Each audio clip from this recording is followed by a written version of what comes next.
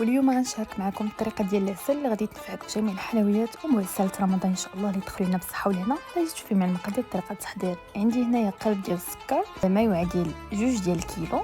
ممكن ديروا هاد النوعيه هادي اولا ديروا مكعبات ديال السكر اللي كنستعملوا في اتاي اولا سنيده، وكنروي بالماء. كل قالب عندنا كياخذ لتر ديال الماء. انا رويت بالماء اللي عادي من الروبيني. من الاحسن يكون غليان باش كيوفر عليكم الوقت. وملي كيبقى يذوب على هذا الشكل هذا كيف ما كتلاحظوا كنضيف واحد حبه ديال الحامض مقطعها مرصويات، واحد 3 عويدات ديال القرفه. هادشي باش كنسم ديما. ممكن تزيدوا حتى المسكه الحره ولا المناسبه اللي كتعجبكم. كنخليها كتغلي حتى كنحس بها طابت وتقالت، ثم كنضيف واحد تقطيره ديال المزهر وكنخليها كتغلي واحد ربع ساعه حتى ثلث ساعه باش تاكدوا بلي العسل راها واجده. كتاخذوا واحد شويه وكديروه في الطبيسل، كتدخلوها للثلاجه لتحت وكتخليوها حتى كتبرد.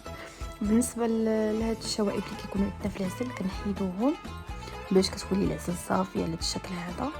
تحاولوا تنقيوها من كاع الشوائب وكناخذوا الطبيسل ديالنا من الثلاجه. كنتاكدوا واش العسل واجده. الا كانت عندكم على هذا الشكل هذا خاتره، ملي كتبرد راه كتزيد تعقد كتولي على هذا الشكل هذا كتكون واجده. الا كانت بقى خفيفه يعني سايحه كتردوها فوق نار مهيله وكتخليوها حتى كتعقد. وهادشي اللي كاين بالصحه والراحه.